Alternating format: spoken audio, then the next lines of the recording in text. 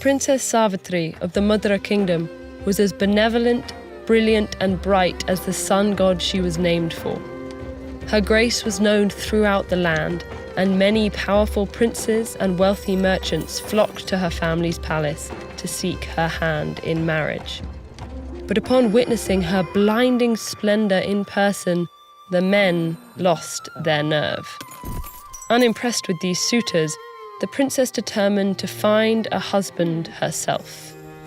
Mounting her golden chariot, she traveled through rolling deserts, glittering cities, and snow-capped mountains, rejecting many men along the way. Eventually, Savitri ventured deep into the jungle, where she met a young man chopping wood. His name was Satyavan, and like her, he loved the tranquil forest. But the princess saw he was not at peace. After talking for hours, Satyavan told her of his plight.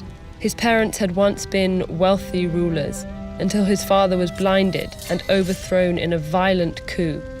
Now, Satyavan worked tirelessly to support their meager new life. His determination and devotion moved the princess. As they gazed into each other's eyes, she knew she'd finally found an equal. Savitri rushed home to tell her father the good news, only to find him conversing with Narad, the travelling sage and wisest messenger of the gods. At first, her father was thrilled to learn of Satyavan, but Narad revealed a tragic prophecy. Her betrothed had only a year to live. Savitri's blood ran cold. She'd waited so long to find her partner. Was she already doomed to lose him? The princess would not accept these terms. She swore before Narad, her family, and Savitri himself that she would never marry another. Satyavan was her one true love, and their fates were entwined forever. Moved by her powerful words, the sage told the princess to follow an ancient spiritual regimen. With regular prayer, periods of fasting, and preparation of special herbs and plants, she might be able to prolong Satyavan's life. After a simple wedding, the couple returned to the jungle to live in keeping with the sage's instructions. This modest existence was a far cry from her lavish upbringing, but they were happy in each other's company. A year passed, and the fated day arrived.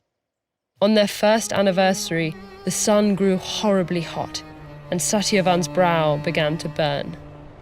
Savitri barely had time to drag him into the shade before he grew still and cold. Through her tears, the princess saw an immense figure on the horizon.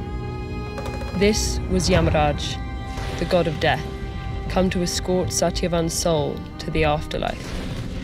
But Savitri was not giving up yet.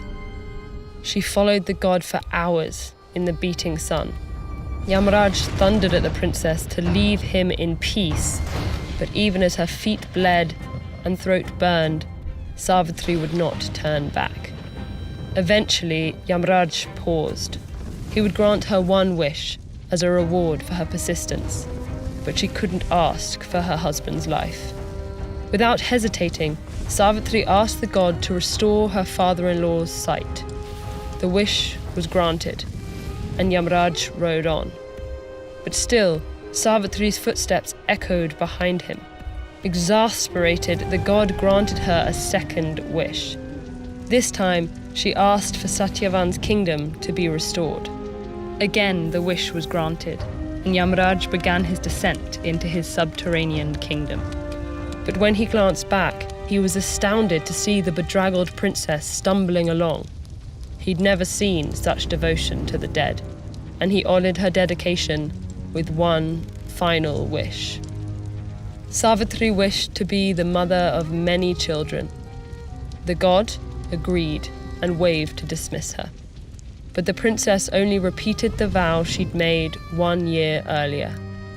Her fate was forever entwined with Satyavan. How could she bear many children if Yamraj would not return her husband? Hearing this clever question, the god relented, knowing he'd been beaten. With Yamraj's blessing, and respect, Satyavan was returned to Savitri, and the two walked back to the land of the living, united in a love that not even death could destroy. Not all negotiations with death end quite so well, but then again, not everyone makes one fatal mistake.